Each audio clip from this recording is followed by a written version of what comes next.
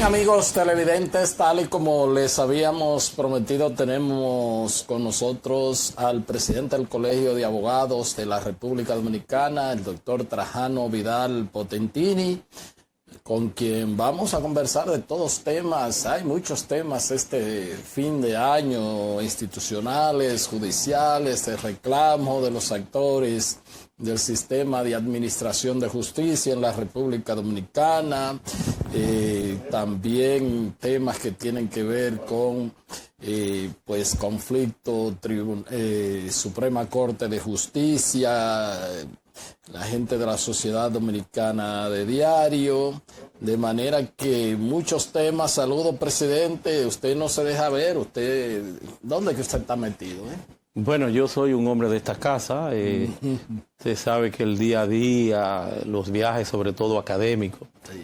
Ahora estamos cultivando, estamos profundizando el tema de la inteligencia artificial, aplicada naturalmente a las ciencias jurídicas, y eso pues no ha tenido un poquitito ocupado. Estuve en México, estuve en Colombia y ya recientemente en Trujillo, Perú, disertando y trabajando, profundizando el tema, que aspiramos que para el próximo año, a principios del próximo año, al mes de febrero o marzo, más tardar, estemos publicando una modesta obra pequeña de cuál es el impacto, ¿verdad?, que tiene la inteligencia artificial de carreras como fundamentalmente el derecho, porque es en ese entorno. Estamos hablando de la inteligencia o el derecho en la era de la inteligencia artificial. Para poner de manifiesto hasta dónde hay una compatibilidad de los derechos fundamentales, sobre todo la emergencia del neoconstitucionalismo, de cara a esta realidad que nos lleva, nos transporta no al futuro, porque creemos que es al futuro, pero no es al futuro, porque es un presente. Entonces ahí está el inconveniente de que hemos dado un salto. Ese salto nos llevó no al futuro, sino que nos deja en el mismo presente, donde hay ya esa irrupción, con la agravante de que no tenemos experiencias aprendidas, de que no tenemos caminos recorridos sobre el particular, no tenemos metas superadas, sino que tú llegas, esto está aquí, no solo que llegó para quedarse, está ahí, sino que ahora con un carácter exponencial se apertura en todo el ámbito de nuestro día a día. ¿Cómo no? Y eso, pues, evidentemente desde el ámbito del derecho se tiene que ver cuáles son porque como todo tiene sus bondades, sus potencialidades, siempre hay la incertidumbre de qué puede pasar, de a quién puede desplazar, y también pues las mentes maquiavélicas para ver cómo se hace daño a la humanidad, a las personas, a sus derechos. Y como que siempre los científicos que desarrollan pues estas tecnología en el área del saber, ¿verdad?, del saber artificial, un poco los parámetros normativos no es tarea de ellos. Entonces, pero en el caso suyo particular, como comunicador, abogado, por demás constitucionalista, ¿verdad?, que tiene en ese ámbito un camino recorrido de especialización, le debo decir que el impacto es exponencial, es mayor. Es mayor porque si nos vamos a las redes sociales, a la falta de regulación a la que ha hecho referencia, a los inconvenientes que hay para regular ya esta tecnología dentro de la tecnología general, y por qué no la expansión que ha supuesto para la humanidad, la revolución que ha supuesto el Internet, ahora con la inteligencia artificial, vemos entonces cómo en el ámbito, por ejemplo, de la comunicación, cómo nos vemos expuestos a toda clase de noticias falsas, a la generación vía inteligencia artificial de que pueden reproducir este mismo programa con tu voz, con tu presencia, idéntico, que tú no tienes cómo apreciarlo. ¿Cómo va esto a aumentar lo que es la tensión entre este derecho fundamental que se llama ya ni libertad de expresión, ni libertad de imprenta como era en sus inicios, sino ya hoy día lo que representa que es derecho a la información? ¿Cómo vamos a manejar esta tensión existente entre la irrupción de esta tecnología, esta implosión que de forma general le da una evolución sin precedente a todo esto y no hemos advertido y más aún no tenemos ni siquiera una legislación. Porque tú dices, bueno, hay algunos aspectos de control que hoy estamos celebrando, por ejemplo, la ley del DNI. Hay que aclarar de que esa ley del DNI no se ha tocado, no se ha criticado por parte del Tribunal Constitucional el contenido de la ley. Porque para que un Tribunal Constitucional pueda arrancar de raíz, pueda anular una ley completa, como lo hizo en su oportunidad en el 2000, una acción que radicamos nosotros en el 2015, lo hizo en el 2016, llevarse de paro completamente el Código Penal solo puede hacerlo si hay un vicio de procedimiento en la aprobación, ¿verdad?, que haga insalvable el total del contenido de esa ley. Como pasó también con la ley del Colegio de Abogados, que se aprobó en 3 lecturas. Y la Constitución dentro del procedimiento impone que son unas 2 lecturas. Entonces, si tú te pasas de ahí y hay un vicio en la aprobación, en la conformación de esa ley, te la lleva de paro. Entonces, vi que atinadamente el consultor jurídico hacía para que se advierta y se vea que no es que no se ha tenido democráticamente esa victoria, no se ha reconocido internamente, lamentablemente, las barbaridades de coacción, ¿verdad?, de choque, de tensión del derecho a la información con la hegemonía, el control que eventualmente tendría el DNI. Entonces, no es que hay, como lo han planteado muchos políticos, no es que haya esa victoria para la democracia, porque no se valoró. Debió haberse valorado el contenido, si no es que la sacan del sistema, y por eso el consultor jurídico te dice, bueno, es posible que lo que hay es esto, o sea, que pueden volver a reintroducirla sin violar ese procedimiento. Que se respete el artículo, la disposición del artículo 112 de la Constitución, que por ahí fue que el tribunal habló, de la parte de una ley orgánica, que se someta como tal, como una ley orgánica, y que sea el procedimiento así. Ahora, yo todavía no he tenido tiempo de ver la sentencia íntegra. El tema es, se abocó al contenido el Tribunal Constitucional, porque esto eventualmente, si se aprueba como está, aún guardando lo que establece el artículo 112, si se vuelve a aprobar el Congreso, eventualmente podría ser atacada ya por el contenido. ¿El tribunal conoció o no? Porque mira, no. No obstante, por la extensión de la sentencia, yo puedo advertirte, puedo asegurar que si se quisiera, habrían muchos elementos que aún sin necesariamente haberlo sobreponderado, se pueden recoger de lo que es la denominada ratio decidendi. Los razonamientos, los fundamentos, pueden servirle de pauta a los legisladores entonces para atenuar, para reorientar, para organizar uno que otro aspecto. Y no se hizo. Habrá que ver. Yo no lo he visto completo. No, pero me atrevo a hacerte el planteamiento de que seguro que en la ratio decidendi, por la extensión, por la cantidad de las páginas que tiene la sentencia, tiene que haber algunas ponderaciones que servirían eventualmente. Pero fuera de las ponderaciones también hay una sociedad de diarios pujante, hay una retórica comunicacional a partir de los medios de comunicación, del colegio de periodistas que se han expresado sobre el particular, que bien pudiera servirle al gobierno para hacer algo a tono y no meterse en este escarceo, en estos problemas, que ya son problemas que pudieran ir llevando al hartazgo a la población sin necesidad, en un momento donde ya no estamos en presencia de un gobierno que le van a esperar los 100 días, es un gobierno viejo ya, es un gobierno nuevo pero viejo, porque estamos sostenidamente, o sea, no advertimos necesariamente que hay ningún cambio, no lo hay ni siquiera en los funcionarios, ni en modalidades nuevas de gobernanza, ni en consenso, no tenemos nada diferente. Al contrario, lo que tenemos es una hegemonía congresual más acentuada. Cuando tú ves barbaridades como la que se advierte que apruebe el Senado de la República, una ley aprobada por el Senado y que envían a los diputados, sobre el entorno orgánico del Tribunal Superior Electoral, que le está adjudicando la competencia de los gremios, señores. Antes de eso, porque ese es un tema que está aquí anotado. También hubo otra sentencia ahí con respecto a las modificaciones que se hicieron al Código Procesal Penal en el 2015, que bueno, ha creado todo un debate en la comunidad jurídica, sobre todo en los penalistas, y bueno, el alcance y las personas que hayan podido resultar afectadas con esas falencias, pero ya eso son cuestiones juzgadas, no sé, pero ¿cuál es la importancia también de esa decisión del Tribunal Constitucional? Mira, la aplicación de lo que sería la irretroactividad de las leyes, básicamente en función de un beneficio o un perjuicio, no se mide preponderantemente a partir de una ley de procedimiento. Porque el procedimiento es un escenario que está ahí en el que tú puedes subirte cuando tú llegas en cualquier momento.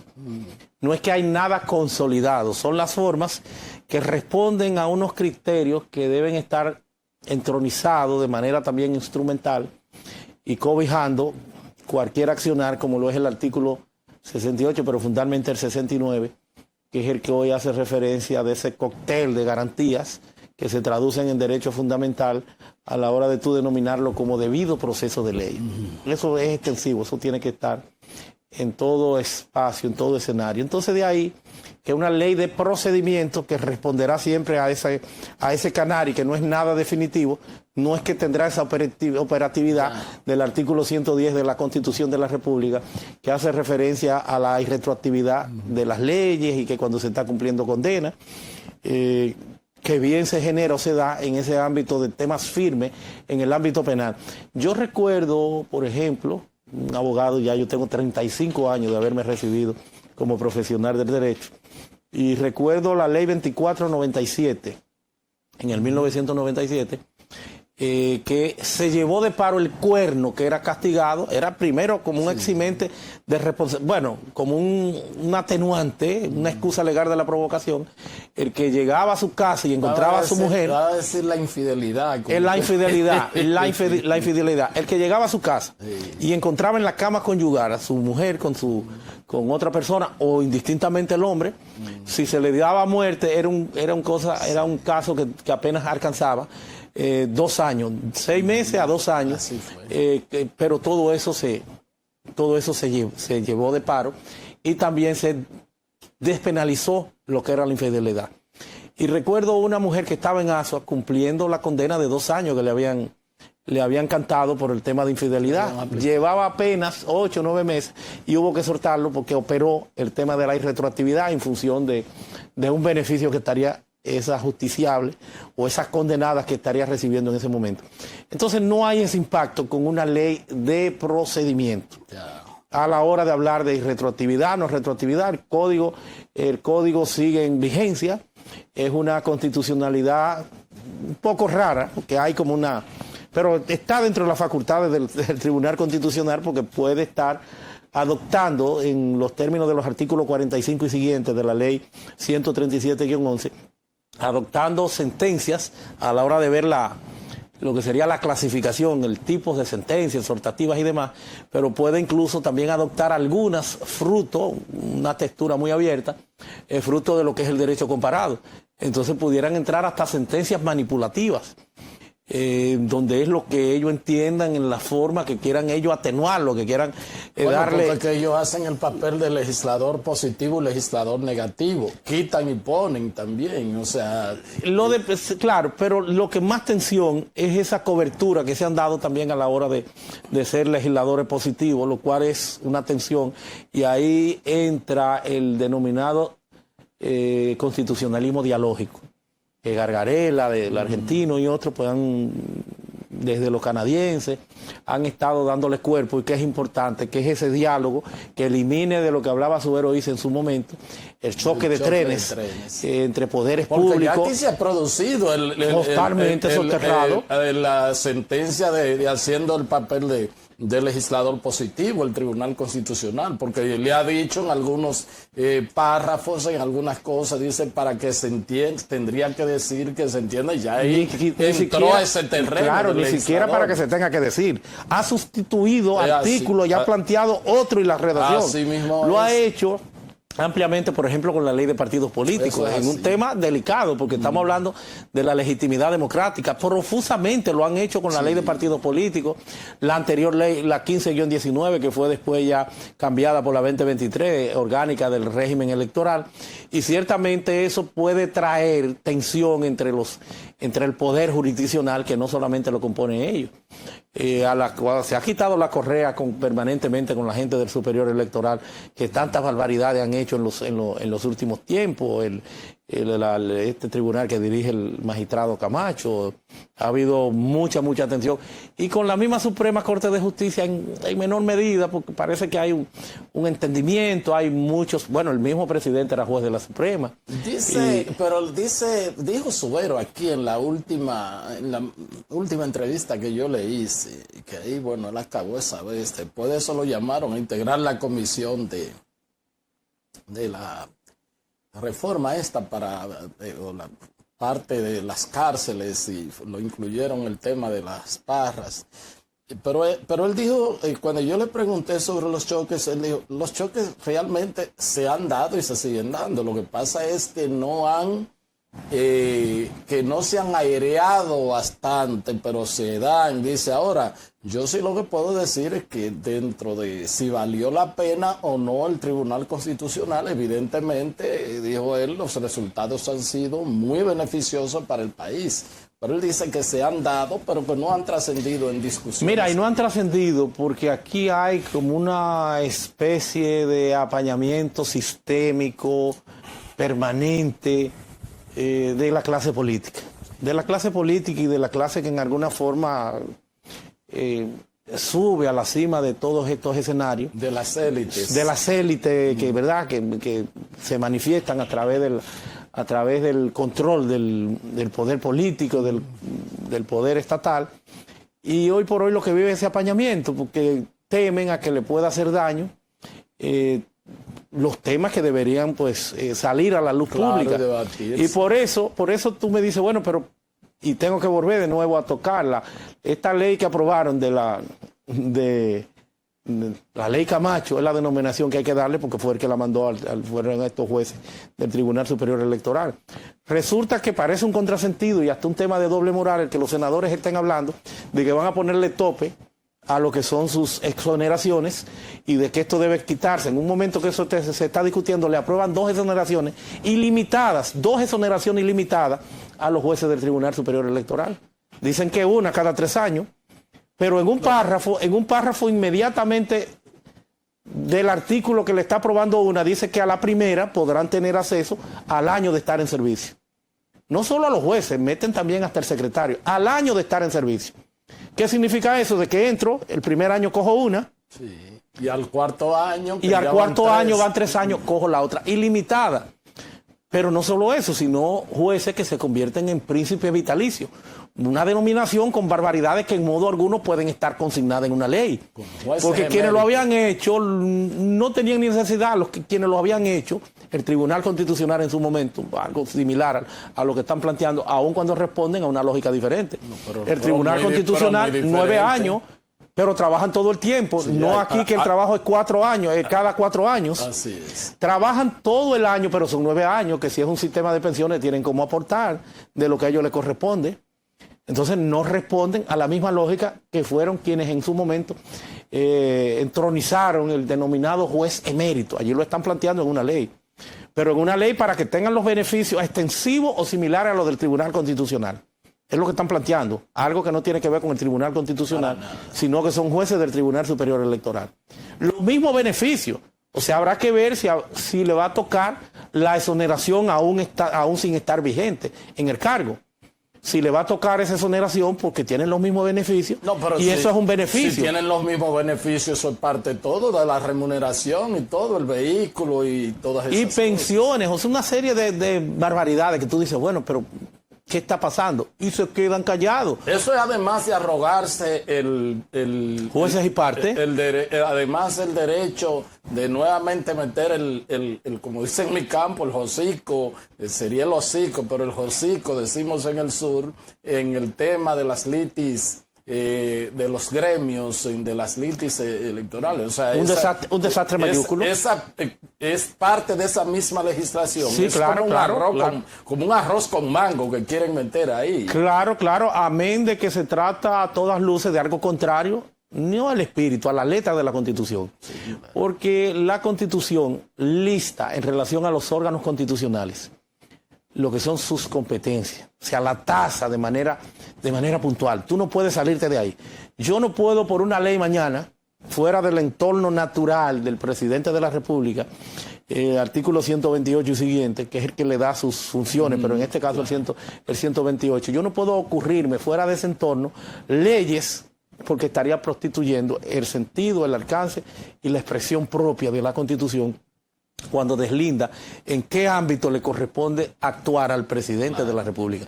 Entonces lo propio han hecho con esto. El artículo 214 dice que el Tribunal Superior Electoral... Bueno, yo te voy a poner un ejemplo.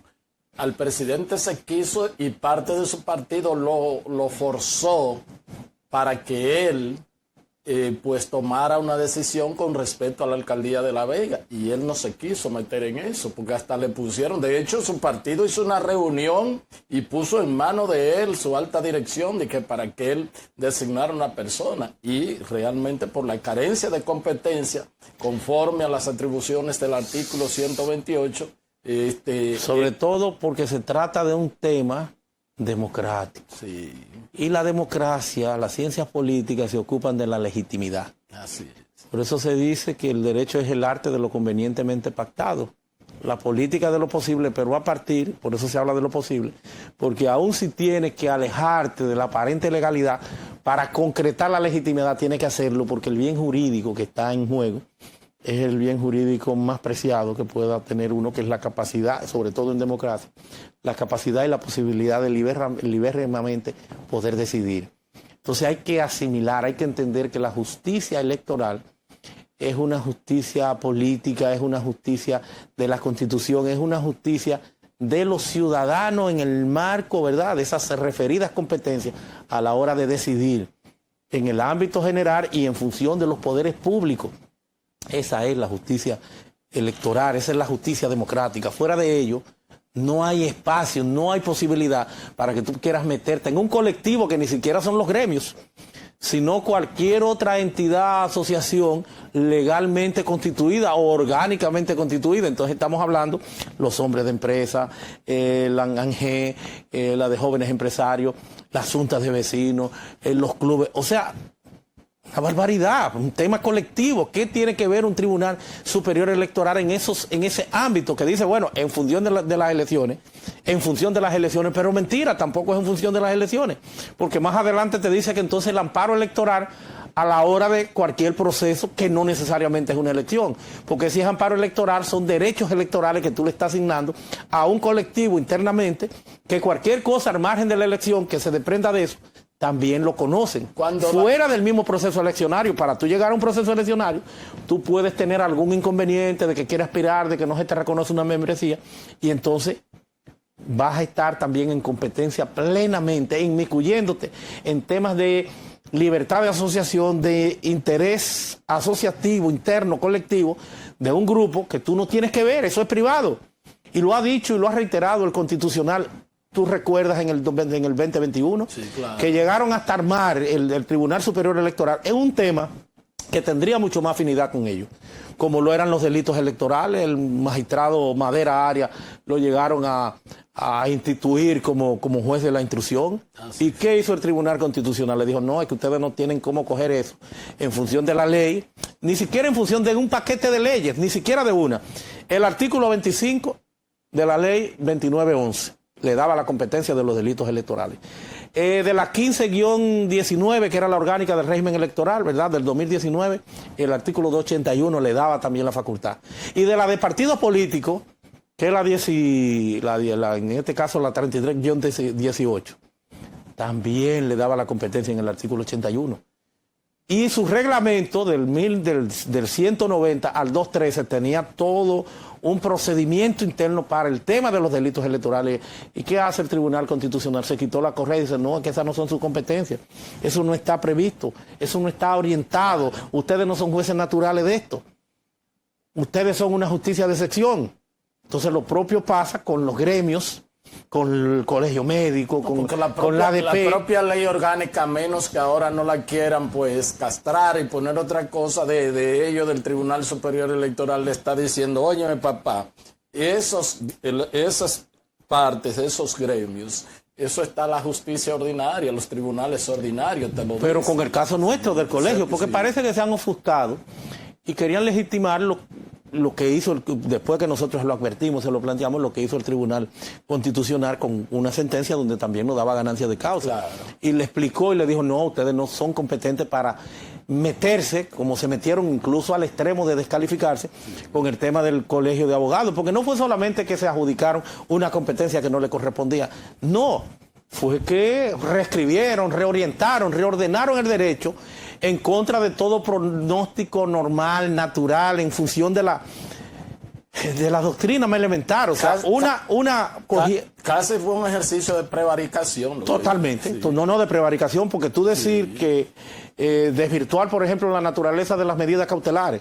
Te ponen una medida cautelar para que impida mi juramentación, pero resulta que ya me habían juramentado. Sí. Dijeron, bueno, no se puede porque ya lo juramentaron, entonces suspendemos los efectos de la juramentación. Bueno, de algo consumado, ya eso no tiene objeto. ¿Cómo vamos a inventar? ¿Cómo vamos a hacer esa magnesia jurisdiccional para buscar una competencia o suspender algo que tú no tienes capacidad? Y lo otro fue que cogieron y anularon una resolución en un amparo, que eso es propio de un contencioso. Eso es el ABC del derecho administrativo, del derecho contencioso. O sea, ¿qué posibilidad tú tienes en un amparo? Algo rápido. Tú tienes cómo ponderar, cómo evaluar, cómo contradecir un tema tan delicado como es un acto administrativo.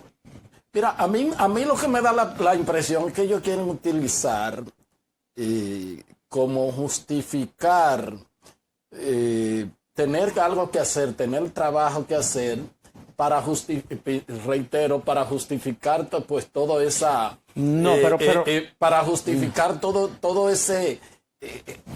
esos beneficios que se quieren también adjudicar. Pero yo en este caso no voy a comprar ese argumento. ¿Tú sabes por qué? Porque no parece tan pacífico de que estamos hablando de la movilidad social. Estamos hablando de coaccionar una expresión propia de cualquier democracia interna, privada, de órganos interasociativos, fundaciones, de intereses particulares, privados, pero que son una gran expresión de equilibrio de la democracia, el tú controlarlo desde una justicia política, desde una justicia que se ha descalificado. Querer controlar los gremios de la sociedad civil. Claro, no, los gremios, la Junta de Vecinos, todo. Sí.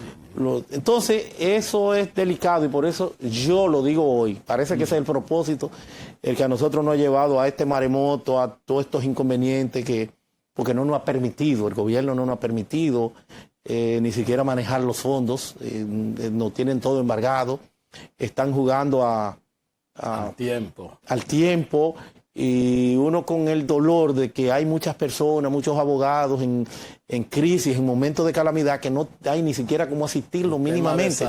Tema de salud, eso lo perjudicial. Entonces un órgano que es instituido por ley como el Colegio de Abogados y que tiene funciones específicas que pueden traer afectación a la institucionalidad, como eventualmente le están trayendo toda arrastrar esto, llevar esto al día de hoy, a este extremo. Y lo grande que se ha hecho sin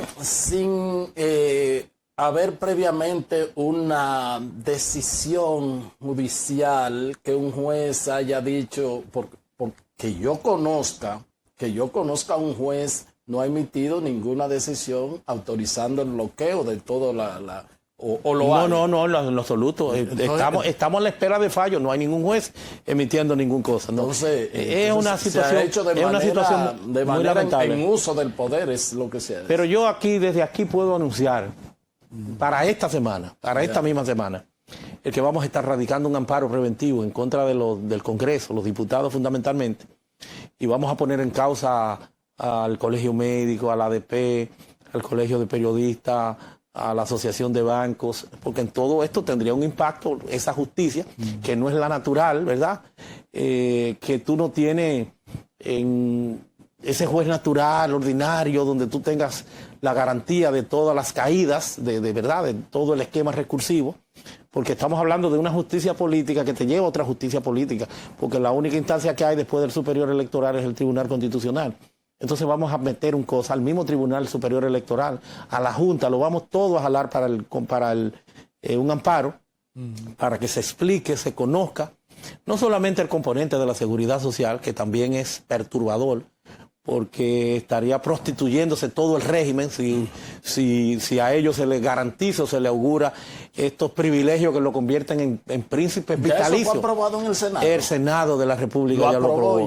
Lo aprobaron en el Senado, sí. ¿En dos lecturas? Sí, lo aprobaron, y lo grande es que salen de que eso fue objeto de un debate, y de algunos senadores adjudicándose por lo que asimilaron, lo que firmaron la propuesta de ley, como que eso es de ellos, eso no es de ellos, eso hace mucho, eso se filtró hace bastante tiempo, porque ya esa propuesta de ley la habían hecho Camacho y el juez Foratieri y Fernando Fernández, fueron los jueces que trabajaron en lo grande que ahí estuvo Félix Bautista de la Fuerza del Pueblo, que se atribuye eso, y fue... Y el senador Castrén. Y el senador Castrén, y justo la Fuerza del Pueblo fue la que ha tenido rifirrafe y todo este tema. El senador Bautista deberá en lo sucesivo tal vez examinar, verificar más en las cosas que asume, porque lo que pasa es que es un hombre muy entusiasta. Sí.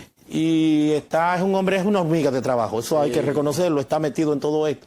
Pero en lo sucesivo yo creo que sería una recomendación muy válida el que pueda considerar, examinar con más detenimiento muchos de los temas que pudiera estar, parece que era parte, entiendo yo, de la comisión. Y en esa lógica, porque es de los que más trabajan, siempre las mediciones al final. Además era superado por Adriano Sánchez Roa cuando estaba en su momento, pero las mediciones al final siempre lo ponen como el senador más productivo, y entonces eso pudiera restar un poco de calidad por el volumen de trabajo a lo que está haciendo, y la recomendación es que en lo sucesivo verifique más de eso. Nosotros vamos a llevar eso hasta donde haya que llevarlo. Eso lo vamos a socializar con colegios de abogados, sin colegios de abogados. Eso no es posible, eso no lo vamos nosotros a permitir. En el escenario y en la instancia nacional e internacional que tengamos que ir, vamos a ir, porque no se le da esa competencia, como también hay una competencia, que es bueno ir calibrando, ir avanzando por ahí también, que tienen, y que se ha dejado desapercibida, que tampoco le corresponde, porque ninguna ley se la puede dar, que es el tema de los actos del Estado Civil, la rectificación de las actas y el cambio de nombre. Eso, como no tiene oficio, también se le ha dejado, pero también es una transgresión bárbara a los derechos fundamentales, a la Constitución, porque tú no puedes operar como juez natural, porque tú no eres una instancia nacional. Claro. Imagínate de Elías Piña, de Montecristi, de Dajabón, cómo tú vienes a rectificar un acta del Estado Civil de un aspecto inherente a tu identidad, a tu personalidad, un entorno instrumental para el ejercicio del resto de los derechos fundamentales. ¿Cómo tiene derecho a la educación si no tiene identidad? Entonces eso no deben tampoco manejarlo. Lo importante sería, lo que se debió fue discutir eso, disolver ese Tribunal Superior Electoral y llevarlo a una sala de la Suprema Corte de Justicia, y para que se active en tiempo de campaña electoral. No solo que se active, sino que tendrá sus funciones tradicionales, porque una cuarta sala, que lo planteamos nosotros en el 2007. Oye, eso lo planteamos nosotros en el 2007. Incluso ni siquiera como una cuarta sala, hasta con la modalidad de otra alta corte, como lo debió haber sido, similar a lo que está en Francia con el Consejo de Estado, que está, por ejemplo, en Colombia. Por eso se habla del choque de trenes desde Colombia, porque en Colombia hay esas tres altas cortes: el Consejo de Estado para el tema administrativo, el Tribunal Constitucional y la Suprema. Pero igual que en Francia. Pero aquí nosotros pudimos haber adoptado ese modelo porque somos de factura francesa. Sí. Y tener un Tribunal Superior Administrativo, pero bien, si no se tiene, que no veo ya la necesidad al momento, bien debió haberse configurado una cuarta sala en la Suprema Corte de Justicia, que conociera lo electoral y lo administrativo, y que dejara, que es donde más carga laboral hay, lo del derecho laboral y lo del Tribunal Superior de Tierra. O sea, dejara esos dos ámbitos, la materia laboral y la materia de tierra, lo dejara junto, y una cuarta sala entonces con lo administrativo, y de igual forma también con lo electoral. Tú sabes que ya tenemos lo que son los tribunales contenciosos administrativos de primera instancia. Artículo 165 de la Constitución no se ha concretado después de 10 años, lo cual es una barbaridad, pero tenemos por lo menos ese mandato ahí de que esto se erija, se constituya en una jurisdicción nacional que pueda, están las bases, incluso constitucionales, que pueda dar como resultante el acceso a la justicia de todo el que tiene un tema electoral, un tema administrativo, un tema de cualquier naturaleza. Por eso la discordancia, la inconstitucionalidad, no solo porque no le corresponde esa función de los actos del Estado civil para este tribunal, sino que no es un juez natural y limita el acceso a la justicia porque no tiene presencia nacional. ¿Cómo no? Finalmente, hay reivindicaciones de una gran parte de los jueces del Poder Judicial, del Colegio de Abogados. ¿Cuál es la posición en ese sentido? Mira, nosotros recientemente reiteramos, porque desde que iniciamos en el Colegio de Abogados hicimos el planteamiento y radicamos una acción de amparo, una puesta en mora a la Procuraduría General de la República a los fines de garantizar lo que es el esquema, el sistema de pensión de los fiscales. Y por eso digo, recientemente reiteramos nuestro apoyo al reclamo de los fiscales, a las reivindicaciones que necesitan los fiscales, y decíamos que eran la cenicienta de la cenicienta, porque el Poder Judicial es la cenicienta, pero los fiscales pues están mucho más abajo del propio Poder Judicial, que tiene mínimas condiciones superiores a la de los fiscales, que no tienen ni siquiera un sistema de pensión. Gracias a Dios que hay un aparente advenimiento y que van a lograr algunas reivindicaciones propias de esa realidad, de esa falta de logística, de todos esos problemas que hoy por hoy tienen los fiscales. Pero no es un tema solamente de los fiscales, sino que los jueces también hacen su planteamiento, que nosotros suscribimos, que nosotros apoyamos y respaldamos y vamos a estarle acompañando. Más de 300 jueces enviaron una comunicación a través de los Jueces por la Democracia, que es la Asociación de Jueces Dominicanos, ¿verdad?, que está pujante alrededor de estos temas reivindicativos de ese importante poder del Estado, aun cuando tienen mejores condiciones que los fiscales, claro, pero no son suficientes porque el juez es el único que trabaja en República Dominicana en una especie de factoría judicial. Los jueces tienen el inconveniente. Tú vas a ver a la hora de tú visitar, yo que tengo muchos amigos jueces, de tú visitar cualquier juez, que lo primero es que tienen que reservar en su casa una habitación llena de libros para una oficina, porque no tienen descanso ni siquiera en su casa, porque tienen que llevarse el trabajo para motivar, para trabajar la sentencia. Y esa factoría y ese inconveniente es más dramático con los jueces penales, porque eso es un plazo que tienen para todo, y si no observan ese plazo no están haciendo nada. Entonces, esos jueces, nadie le paga esas horas extras, nadie le paga ese sacrificio. Esos jueces no tienen condiciones ni vida digna, porque vemos cómo va subiendo la canasta, va la inflación, no hay proyectos de vivienda, no hay, qué sé yo, una serie de posibilidades alternas para que estos jueces tengan condiciones de vida mínimas.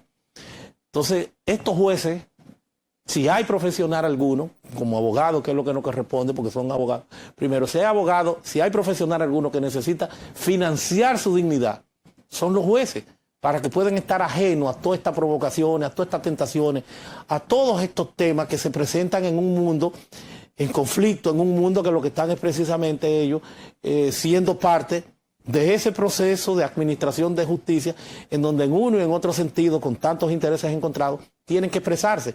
Entonces, desde el Colegio de Abogados, nosotros a la gente de Judemo, a los jueces del país, le ofrecemos nuestro respaldo irrestricto y que le vamos a estar acompañando en esta lucha, que no solamente debe estar en el Poder Judicial o desde el Poder Judicial, porque ciertamente a Luis Henry hay que darle el crédito de que ya en el año 2022, por medio de una resolución, puse un manual, un escalafón, y aunque no han podido observarlo ni lo están observando, que por eso el reclamo de los jueces, así es, pero ciertamente han hecho algunos esfuerzos y tienen condiciones más dignas que los fiscales que están en el suelo, están en el piso, y que hay que ir en un auxilio mayor de ellos, que no es solo de Luis Henry, sino que debe extenderse hasta el Poder Ejecutivo, que son en el fondo los grandes responsables de esta debacle, de este desastre, de esta desgracia que tiene este poder del Estado, incluyendo a los fiscales, porque no ha habido forma de que el presupuesto especializado porcentual en función de las leyes se le aplique a ellos. Nunca se le ha dado a esta gente lo que le corresponde.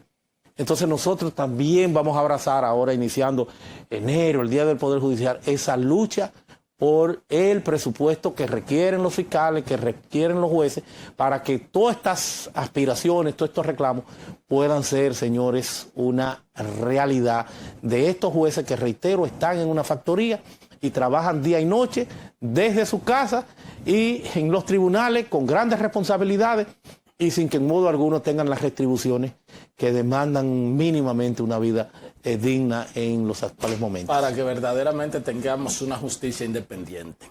Por ahí entra la independencia. Cómo no. Gracias, presidente. Gracias a todos ustedes por haber estado con nosotros y será pues hasta otra entrega de su programa de Entero Crédito. Hasta entonces.